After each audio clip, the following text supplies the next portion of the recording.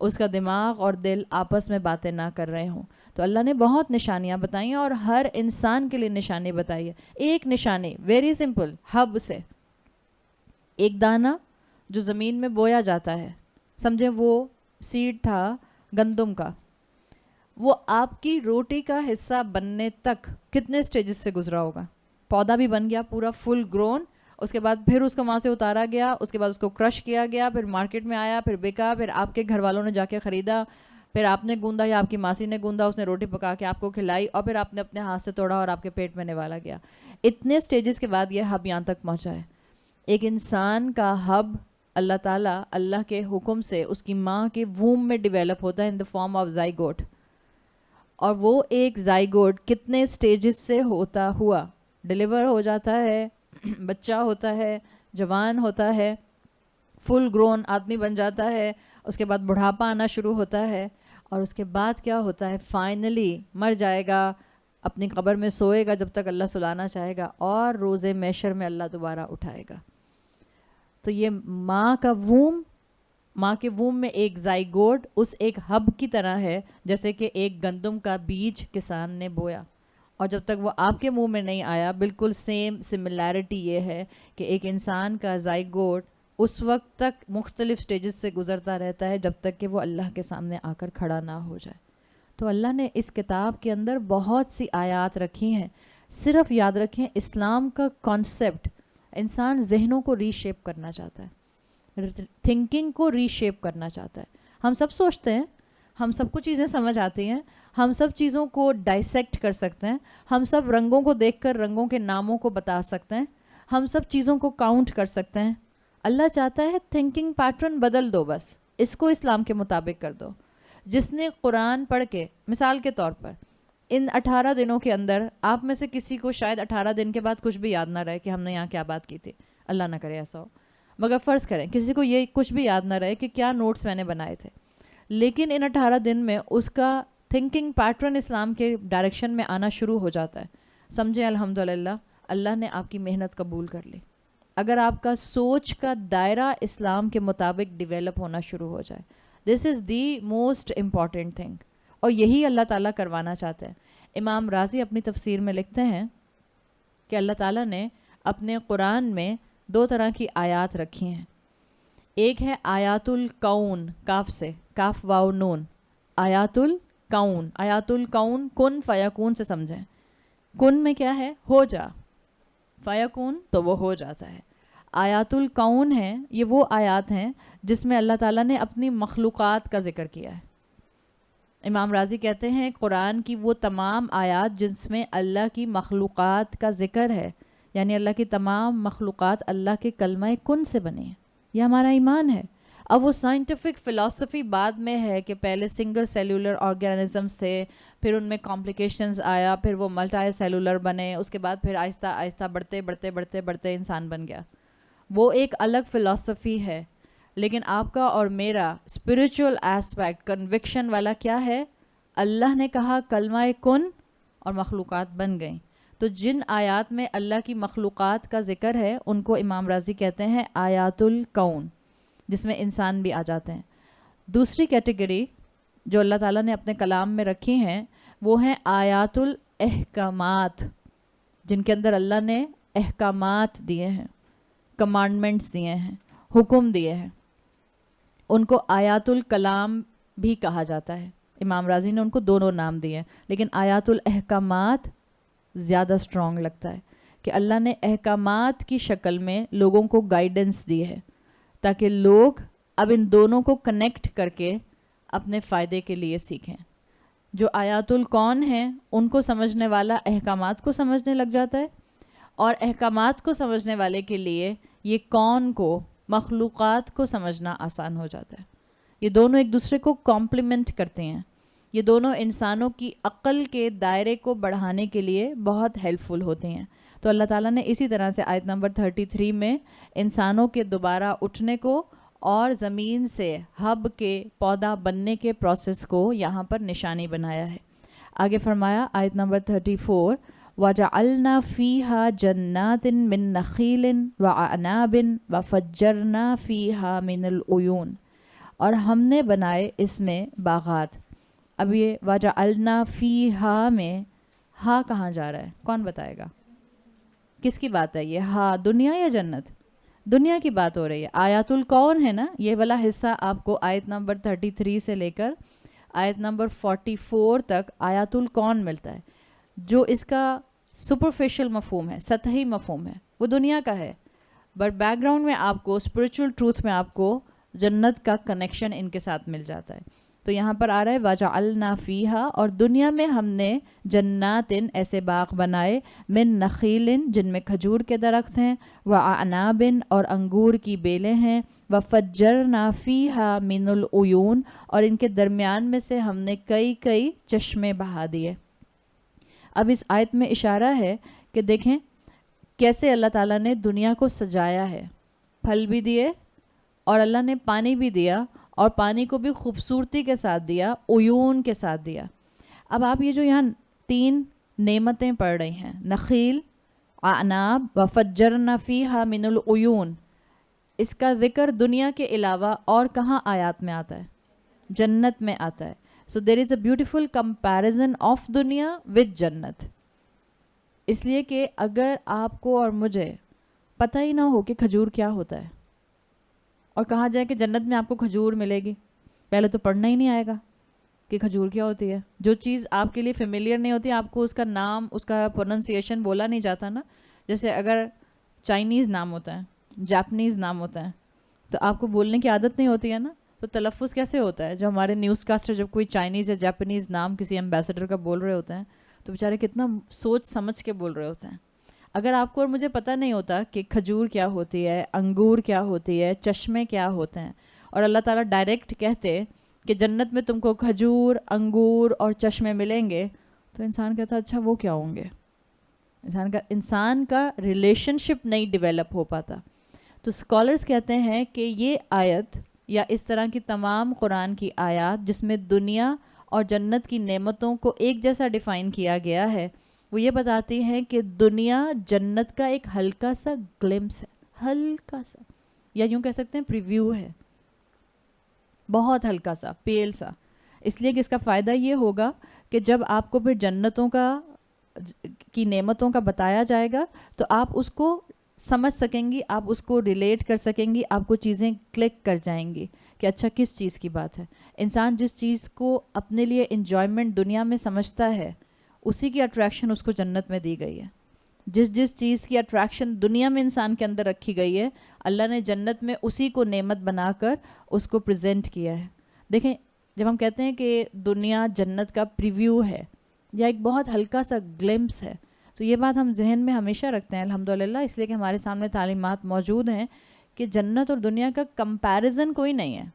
It's just to give us a relationship کہ جنت میں اگر آم کھانے کو ملے گا تو آپ کے منہ میں آم کا فلیور تو آئے گا. آم ہوتا کیسے ہے؟ یہ نہ ہو کہ آپ کے منہ میں کریلے کا فلیور آ رہا ہے اور سمجھ رہی ہیں اچھا آم ایسا ہوگا، مجھے نہیں کھانا. ہاں، تو اللہ نے یہ پریویو دیا ہے تاکہ آپ کو اور مجھے ایک ریلیشن شپ بلڈ کرنے میں آسانی ہو جائے. ورنہ یاد رکھیں دنیا کی ہر نعمت عارضی ہے اور آخرت کی ہر نعمت پرماننٹ ہے، دائمی ہے. اور جس طرح سے اللہ تعالیٰ نے جنت کو بنایا ہے، it's a extraordinary beautiful place. جنت میں بھی لیولز ہیں نا، بعض احادیث میں آتا ہے جنت کے 100 لیولز ہیں. بعض احادیث میں مفہوم یہاں تک آتا ہے جس سے محدثین نے یہ شرح نکالی کہ جنت کے کئی لیولز ہیں، 100 سے بھی زیادہ. شاید جتنے ایمان کے لیولز ہیں اتنے جنت کے لیولز ہیں، واللہ عالم. آپ صلی اللہ علیہ وسلم کی حدیث، صحیح حدیث میں آتا ہے، آپ نے فرمایا جنت کے لیے ما لا عین رأت ولا اذن سمعت ولا خطرت علی قلب بشر. اللہ نے جنت کیسی بنائی ہے جو کسی آنکھ نے نہیں دیکھی، جس کی آواز کسی کان نے نہیں سنی، اور جس کا شائبہ، جس کا ہلکا سا گلمپس بھی کسی ذہن سے ہو کر نہیں گزرا. بعض مفسرین کے نزدیک یہ حدیث جنت الفردوس کو منشن کرتی ہے، اس لیے کہ وہ کہتے ہیں کہ جیسے اس آیت کو ہم پڑھ رہے ہیں سورۃ یاسین کی آیت نمبر 34 جس میں اعناب کا، عیون کا اور نخیل کا ذکر ہے، تو وہ کہتے ہیں کہ کمپیریزن تو یہاں آ گیا.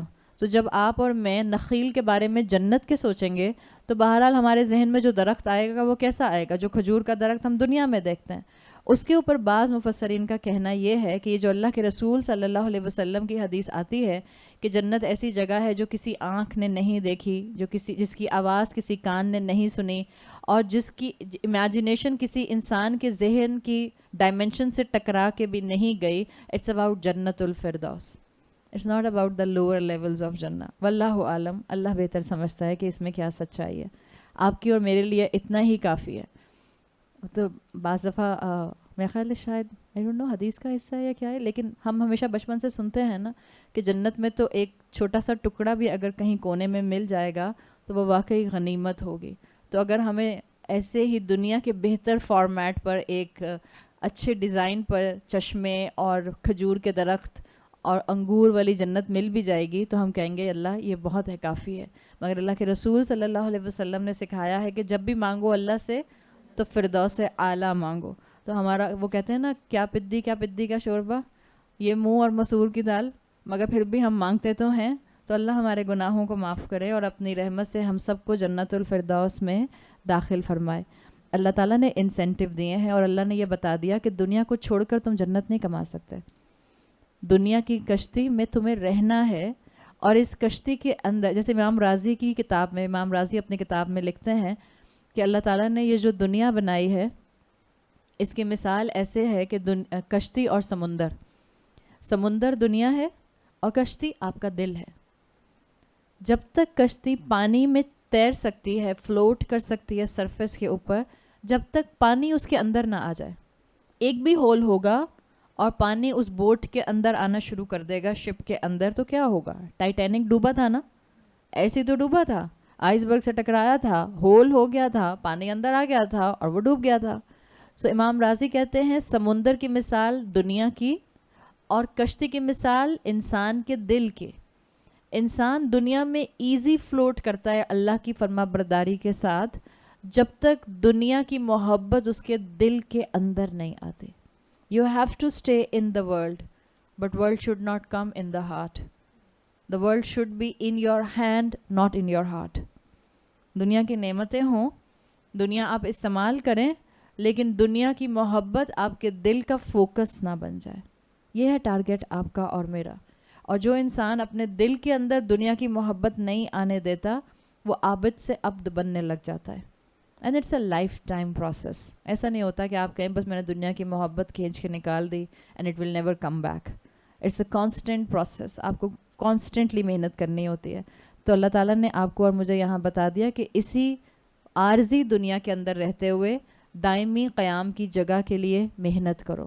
گھروں کو چھوڑ کر نہیں بھاگنا، ذمہ داریوں کو چھوڑ کر نہیں بھاگنا، رشتہ داروں کو چھوڑ کر نہیں بھاگنا.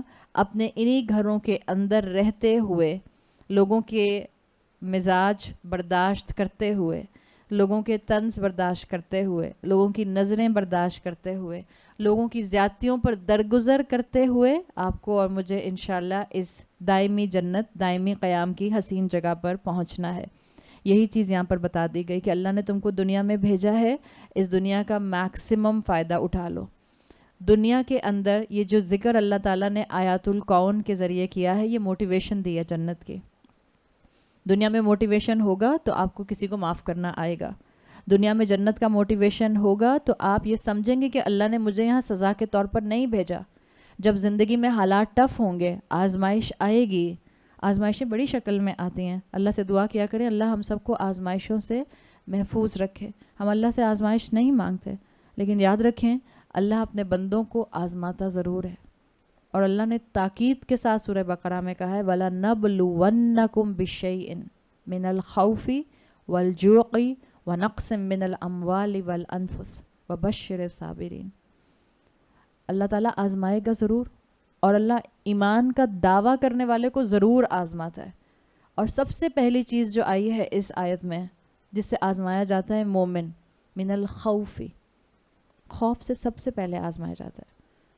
مجھے لوگ کیا کہیں گے، لوگ میری طرف کیسے دیکھیں گے، لوگ میرے اس عمل پر کیسے رسپونڈ کریں گے، میرے ہسبینڈ اور میرے بچے جو ہیں وہ میرے نیکی میں آگے بڑھنے کے اوپر جو ہیں وہ اب مجھ سے ویسی محبت نہیں کریں گے، میرے خاندان والے جو ہیں مجھے بلانا چھوڑ دیں گے. من الخوف، سب سے پہلے یہ خوف ہٹ کرتا ہے. میں حجاب پہن کر کیسی لگوں گی، کتنی فنی لگوں گی، میں نقاب لگا کر کیسی لگوں گی؟ سب میرا مذاق اڑائیں گے. ایک لوگوں نے نیا سلوگن نکال لیا, نقاب لگاتی ہو you don't have any identity. کس نے کہا؟ کون سی دنیا میں آپ اور میں رہتے ہیں جہاں ریٹنا اسکین سے آئیڈینٹی ہوتی ہے, جہاں پر جو ہے وہ فنگر پرنٹس, دنیا واپس جا رہی ہے فنگر پرنٹس کے اوپر. آپ کی اور میرے اب تو ریٹنا اسکین بھی آ گیا, فنگر پرنٹس بھی آ گئے. سو یہ کیا بات کہنے کہ چہرے سے میری آئیڈینٹی ہوتی ہے؟ کتنے چہرے, کتنے لوگوں کو حضرت عائشہ کا چہرہ معلوم ہے؟ کوئی بھی تو ان کا چہرہ نہیں جانتا. کتنے لوگوں کو حضرت مریم کا چہرہ معلوم ہے؟ کوئی بھی تو ان کا چہرہ نہیں جانتا. مگر کیا لوگ ان کو نہیں جانتے؟ دنیا جانتی ہے ان کو. دنیا میں نون ہے. آپ کا چہرہ آپ کی آئیڈینٹی نہیں ہوتا. آپ کے اعمال اور آپ کا کردار اور آپ کی شخصیت آپ کی آئیڈینٹی ہوتا ہے. اگر آپ کے نام اور آپ کے کام میں اللہ نے نیکی کا اینگل رکھ دیا ہو تو آپ کی نیکیاں اور آپ کا نام آپ کو زندہ رکھتا ہے. کتنے ہسٹری کے لوگ ہیں جن کے ناموں کو کوئی بھی نہیں جانتا. آپ کو اپنی دادی کی دادی کا نام آتا ہے؟ کوئی بھی نہیں ہے. کتنے لوگ ہیں ایسے خاندان کے, کتنے لوگ ہیں. بعض بچے ایسے تو ان کو اپنے دادا دادی کا نام بھی نہیں آتا, وہ بس یہ بتاتے ہیں دادا ہیں اور دادی ہیں. نام کیا ہوگا مجھے نہیں پتا, اس لیے کہ بچپن سے دادا کہا اور دادی کہا تو نام تو نہیں معلوم ہے. آئی ڈی کارڈ تو بچے لے کے نہیں پھرتے ہیں. سو یہ بھول جائیں کہ میری آئیڈینٹی میرا چہرہ ہے. مت ڈریں, اللہ نے اسی دنیا سے اس جنت کو کمانے کی آپ کو اور مجھے موٹیویشن دی ہے. ہمت کریں اس رجل کی طرح جو تنہا تھا لیکن با ہمت تھا, اور اپنے ریسورسز کی طرف اس نے نہیں دیکھا, اس نے اپنی کوشش کی طرف دیکھا اور اس کے اوپر آگے بڑھتا رہا. تو اللہ تعالیٰ نے یہاں چشمے, کھجور اور انگور کا فزیکل ٹروتھ بتا کر جنت کا اسپریچول ٹروتھ واضح کیا ہے, تاکہ آپ کو اور مجھے اس ریوارڈ کو حاصل کرنے کی طرف اٹریکشن ہو. اور جنت کی بڑی اٹریکشن آتی ہے. جیسے سورہ واقعہ کی ایک آیت مجھے بہت پسند ہے. سورہ واقعہ کی آیت نمبر 20 ہے, وَفَاكِهَةٍ مِّمَّا يَتَخَيَّرُونَ. اللہ تعالیٰ ان کو وہاں پر پھل دیں گے, وَلَحْمَ طَيْرٍ مِّمَّا يَشْتَهُونَ, اور پھر وہاں پر وہ جنتی خواہش کریں گے, ان کو برڈز کا گوشت کھلایا جائے گا. بعض بچوں کو بہت شوق ہوتا ہے, ان کو چھوٹی سی بیچاری چڑیا نظر آتی, کہتے ہیں دل چاہ رہا ہے اس کو روسٹ کر کے کھا جاؤں. آپ کے بچے کہتے ہیں؟ نہیں کہتے؟ بہت کیوٹ بچے ہیں آپ کے.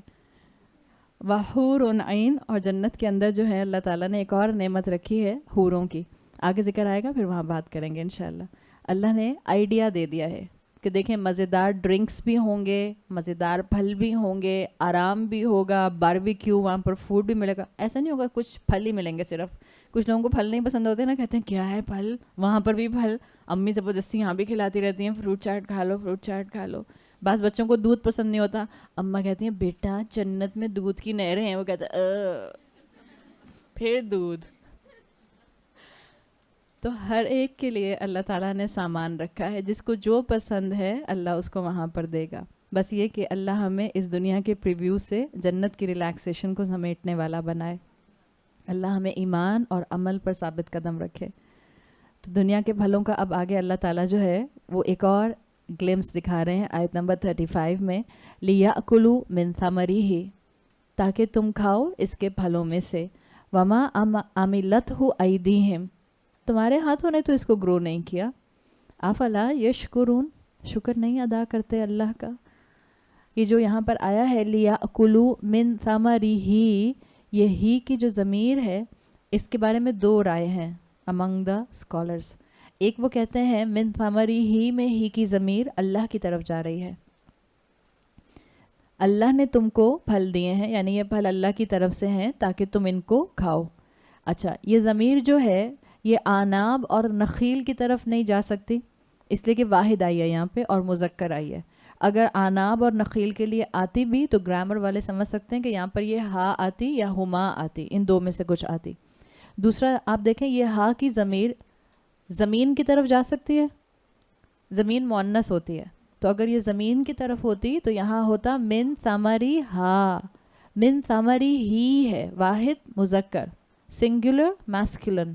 تو ایک رائے یہ ہے کہ یہ ضمیر جا رہی ہے اللہ تعالیٰ کی طرف کہ اللہ تعالیٰ نے جو تم کو پھل دیے ہیں اس میں سے کھاؤ. اللہ چاہتا ہے اللہ کا بندہ پھل کھائے, لیاکلوا من ثمرہ, پھل کھائے اور پھر اللہ کا شکر گزار بنے. وما عملتہ ایدیہم, یہ انہوں نے اپنے ہاتھوں سے تھوڑی پھل بنائے ہیں.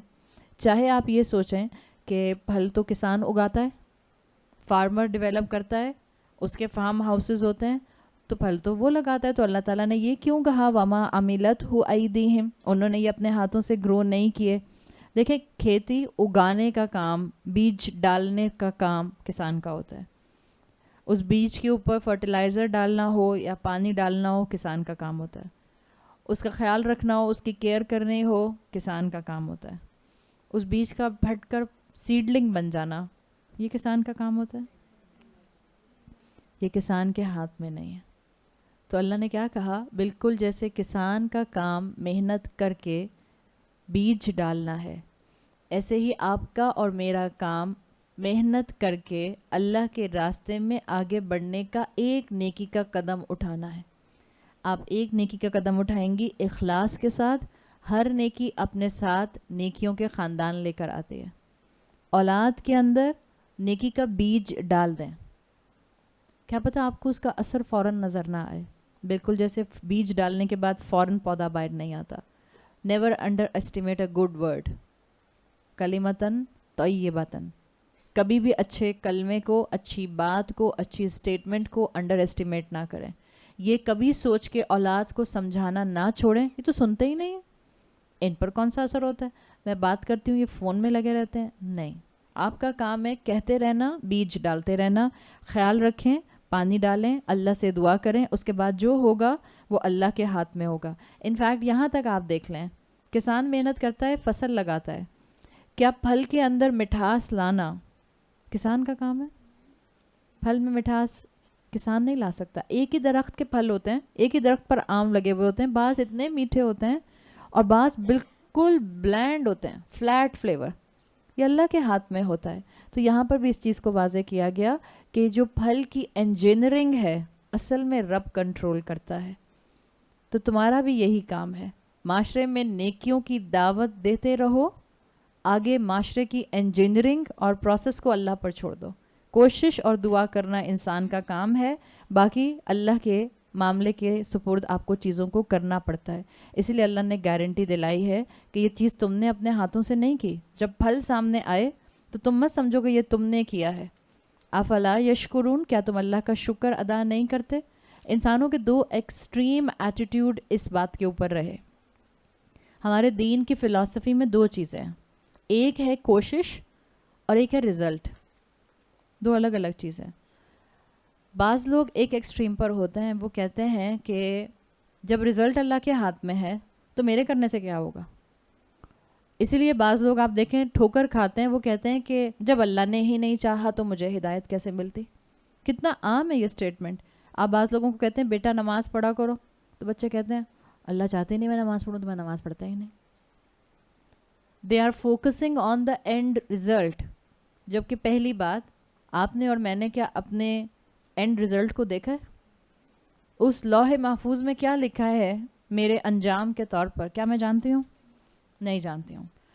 اب جب میں یہ کہتی ہوں کہ جب اللہ نے ہی مجھے ہدایت نہیں دی تو میں کیا کوشش کروں, اس کا مطلب ہے جو دین کی فلسفی میں دو ایلیمنٹ ہیں, کوشش پلس رزلٹ. میں کوشش نگلیکٹ کر رہی ہوں, جو میں کرنے کی کوشش نہیں کر رہی, اور میرا فوکس اس رزلٹ پر ہو گیا ہے جو میں نے دیکھا بھی نہیں ہے. یا تو آپ نے دیکھا ہو کہ اللہ نے اینڈ آف دا ڈے آپ کے لیے یہ لکھا ہے کہ آپ کے لیے ہدایت نہیں ہے, تب تو انسان کے پاس جسٹیفیکیشن ہے, وہ یہ کہے کہ جب اللہ نے ہی ہدایت نہیں دی تو میں کیوں ہدایت لوں. ہم نے اپنی کتاب جو ہے اعمال کی نہیں دیکھی. تو انسان کا کام ہے کوشش کرنا. اگر یہ کہا کہ جب اللہ کے ہاتھ میں ہوگا اللہ دے دے گا, تو یہ بالکل ایسی مثال ہے کہ ایک انسان نہ پڑھائی کرے, جو چلے پڑھا ہوا ہے, ڈگری بھی ہے, نہ اپنی سی وی بنائے, نہ کہیں جا کر اپنی سی وی ڈیلیور کرے, اور گھر میں بیٹھ کر انتظار کرتا رہے اپنی ڈگریز کو سامنے رکھ کے کہ دیکھنا مجھے نوکری ملے گی, اللہ مجھے نوکری دلائے گا. دس از اے فیلسی. آپ کسی بھی کام کو کمپلیٹ نہیں کر سکتے جب تک کہ آپ کوشش نہیں ڈالیں گے, اور پھر اللہ اپنا امپیکٹ کرتا ہے. یاد ہے ہم نے بات کی تھی کہ کیسے کسی کا دل کھلتا ہے, بتانے والے کا خلوص اور سننے والے کا دھیان اللہ کے کلمہ کن کو ایکٹیو کر دیتا ہے. Same is the rule with the things in your life. آپ کی کوشش اور اللہ کی اجازت, اللہ کا اذن آپ کے لیے اس کام کو مکمل کروا دیتا ہے. بعض لوگ کہتے ہیں میں کوشش نہیں کروں گا, اللہ خود ہی دے دے گا, دینا ہوگا. اب سب لوگ جو ہیں آج جتنے لوگ بھی افطاری بناتے ہیں سب بیٹھ جائیں دسترخوان بچھا کے, افطاری خود ہی میرے منہ میں آ جائے گی. یہ تو اللہ کا کام ہے رزق دینا. میں کتنی کمزور انسان, مجھ میں کیا طاقت ہے میں اپنے لیے خود پکوڑے تلوں. خود ہی بیسن نکلے گا کیبنٹ میں سے, خود ہی اس میں نمک مرچیں ملیں گی, خود ہی اس کا بیٹر بنے گا, خود ہی وہ کڑھائی میں جائے گا, خود ہی جو ہے وہ پکوڑے باہر آئیں گے اور پھر وہ پکوڑے جو ہیں وہ کچن سے ڈائننگ ٹیبل پہ پہنچ جائیں گے. میرا کام ہے بس میں تو اللہ پر اپنا توکل کروں اور انتظار کروں کہ میرا اللہ میرے حق میں کیا فیصلہ کرتا ہے. It's a paradox. فلسفی کمپلیٹ نہیں ہو رہی. اسی طرح سے بعض لوگ دوسرے ایکسٹریم پر جاتا ہے, وہ اللہ کے دیے ہوئے رزلٹ پر فوکس نہیں کرتے. وہ کہتے ہیں میں ہوں ہی اتنی اچھی جبھی تو سب مجھ سے اتنی محبت کرتے ہیں, میں ہوں ہی اتنی خوش اخلاق, میں ہر وقت تو مسکراتی رہتی ہوں جبھی تو میں اتنی اچھی لگتی ہوں, میں نے محنت ہی اتنی زیادہ کی تھی جبھی تو اتنے اچھے میرے نمبر آ گئے. بچے کہتے ہیں آبویسلی, ویسے شک ہوتا ہے جب رزلٹ آ رہا ہوتا ہے, یقین نہیں ہوتا کہ اے اسٹار آ جائے گا. رات میں جاگ جا کے جو ہیں وہ 2 دفعہ مصلی بچھائیں گے اور پھر 2 رکعت پڑھی, پھر آنکھ لگی, پھر گھبرا کے آنکھ کھلی, پھر جائے نماز بچھائی, پھر پڑھی. صبح تک یقین نہیں ہوتا کہ جب تک اسکول سے شیٹ لے کر آئیں گے اس میں اے اسٹار ہوگا. بٹ جب شیٹ آتی ہے تو ایسے پھنے خان بنتے ہیں, آبویسلی اماں میرا تو اے اسٹار آنا ہی تھا, 6 مہینے سے پڑھ رہی تھی میں تو یہ کیا ہے؟ یہ وہ مائنڈ سیٹ ہے جس میں آپ نے پکچر سے اللہ کو نکال دیا. دونوں کا بیلنس رکھیے, اپنی طرف سے کوشش کیجئے, نتیجہ اللہ پر چھوڑ دیجئے. وہ رجل یاد ہے نا, یس پہلی کوشش اس کی تھی, پھر اللہ تعالیٰ نے اس کی کوشش کے بدلے میں اس کو جنت دے دی. تو یہ بیلنس ہم رکھیں گے تو انشاءاللہ ہم دین کی پوری تصویر کو اپنے سامنے لے کر آئیں گے. بدر میں کیا ہوا تھا؟ بدر میں اللہ تعالیٰ نے مسلمانوں کے نصیب میں فتح لکھی ہوئی تھی, لیکن بدر کا موقع ایسا تھا کہ مسلمان سخت پریشان تھے, تعداد میں کم تھے, پہلا غزوہ تھا, سامنے دشمن کی فوج بہت بڑی تھی. اللہ نے تو مدد کرنی تھی, اللہ نے کہا ہے نا الف من الملائکہ, اللہ نے 1000 فرشتوں سے مدد کی, اس لیے کہ قریش کی قوم کتنی تھی؟ قریش کی قوم بھی تقریباً شاید 1000 ہی تھی. کتنی تھی؟ میرا خیال ہے شاید 1000 ہی تھی. قریش بھی 1000 تھے, تو اللہ نے کہا الف من الملائکہ, ہم نے 1000 فرشتوں سے مدد کی. یہ کیوں تھا؟ اگر اللہ نے فائنلی مسلمانوں کو جتانا ہی تھا تو مسلمان صحابہ کو اتنے مینٹل ٹراما سے کیوں گزارا؟ اللہ ان کی کوشش دیکھنا چاہتا تھا. صحابہ کہتے ہیں ہم ابھی تلوار اٹھاتے تھے کہ ہم قریش کے کسی کافر کے اوپر اس کو ضرب لگائیں گے, لیکن اس سے پہلے کہ ہماری تلوار اس کے جسم پر لگتی وہ کٹ جاتا تھا. دیز آر دا فیکٹس, کہ ہماری تلوار اس کے جسم پہ لگنے سے, ٹچ کرنے سے پہلے کافر کٹ جاتا تھا. کون کاٹتا تھا؟ فرشتے کاٹتے تھے. اللہ کی مدد تھی, اور اللہ کی مدد آج بھی آتی ہے. آپ میں سے ہر انسان, میں وداؤٹ ایگزیجریشن یہ بات کہہ سکتی ہوں, آپ میں سے ہر انسان اللہ کی اس مدد کو, اب یہ نہیں میں کہہ رہی کہ آپ کے سامنے جس سے آپ کو نفرت ہے وہ کٹ رہا ہے, اللہ نہ کرے, بٹ ان کمپیریزن ٹو اللہ کی مدد, ہم اپنے دن بھر میں اللہ کی کتنی مدد دیکھتے ہیں, کتنی مدد دیکھتے ہیں. میں نے تو اپنی زندگی میں امپاسبلس کو پاسبل ہوتے ہوئے اتنا دیکھا ہے, شاید مجھے لگتا ہے میں ہر دن میں کئی مرتبہ دیکھتی ہوں. جو چیز انسان اپنے اختیار میں سمجھ ہی نہیں سکتا, اور یہ حقیقت ہے. اپنی زندگی میں ایک اصول بنا لیں, کوشش کیجئے, جان لگا دیں کوشش کرنے میں. اس کے بعد کانسٹنٹلی اللہ سے دعا کرتے رہیں, اللہ میں نہیں کر سکتی, آپ کروائیں گے. جو نیکی کرنے کا آپ ارادہ کر رہی ہیں, کہیں اللہ میں نہیں کر سکتی, مجھ میں طاقت نہیں ہے. آپ کسی کو معاف کرنے کا ارادہ کر رہی ہیں, آپ غصے کو کم کرنے کا ارادہ کر رہی ہیں, آپ اپنے ایمان اور نیکی میں آگے بڑھنے کا ارادہ کر رہی ہیں, آپ اپنے شوہر اور بچوں کے ساتھ ایکسٹرا سافٹ سپوکن ہونے کا ارادہ کر رہی ہیں, آپ کہیں اللہ میں نہیں کر سکتی, میں کوشش کروں گی, اینڈ رزلٹ آپ دکھائیں گے. میں اپنی ماں کے ساتھ اب بدتمیزی سے بات نہیں کرنا چاہتی, اللہ آپ کروائیں گے. مانگیں اللہ سے. Always keep this combination of کوشش اور اینڈ رزلٹ اللہ کے اوپر چھوڑ دیں. تو ایک معنی یہ ہے کہ لیاکلوا من ثمرہ میں ہی کی ضمیر اللہ تعالیٰ کی طرف جا رہی ہے. دوسرا اس میں میننگ آتا ہے ثمرہ میں ہی کی ضمیر عیون کی طرف ہے, چشموں کی طرف, چشموں کے پانی کی طرف, یعنی کہ چشموں کے پانی کی طرف اس کو ڈائریکٹ کیا جا رہا ہے کہ پانی اصل میں, اس لیے کہ پانی از the main ingredient for the earth to produce fruits. پانی نہیں ہوگا تو پھل نہیں نکلتا ہے نا. تو اللہ تعالیٰ نے ایک اس میں تشبیہ پانی کی طرف دی ہے. اور پانی کی طرف کیوں دی ہے؟ میں نے سورہ نحل کی اگزامپل آپ کو اس لیے دی تھی. وہاں پانی کو کس سے کمپیئر کیا گیا تھا؟ وحی سے. آپ کو کانسٹنٹلی قرآن میں یہ تھیم ملتی ہے کہ پانی کو وحی سے ریلیٹ کیا جاتا ہے. پانی کو جیسے پانی زندگی کے لیے ضروری ہے، ایسے ہی وہی انسان کی اسپرچل لائف کے لیے ضروری ہے. تو یہاں پر ایک اس میں اوپینین یہ ہے کہ ثمری ہی میں ہی کی ضمیر عیون کے پانی کی طرف جا رہی ہے. انسان کا کام کیا ہے؟ بیج ڈالے، پانی ڈالے. بیج ڈالے کا مطلب ہے کوشش، پانی ڈالے کا مطلب کیا ہے؟ وہی کی روشنی میں کوشش. جو کوشش کریں وہی کی روشنی میں کریں، اور پھر اللہ سے دعا کر کر اپنے اس معاملے کو اللہ پر چھوڑ دیں. تو اللہ تعالیٰ نے یہاں بڑی خوبصورتی سے، مفسرین کہتے ہیں کہ قرآن کو اسپرچول ٹروتھ میں پانی سے کنیکٹ کر دیا ہے. قرآن آسمان سے آتا ہے. یاد ہے ہم نے سورہ یاسین میں اس کے لیے آسمان سے آنے کے لیے ایک لفظ پڑھا تھا شروع میں؟ تنزیل. شاباش. اسی طرح سے پانی بھی آسمان سے آتا ہے.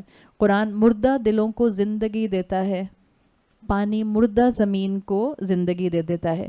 کیا پانی پاک کرتا ہے؟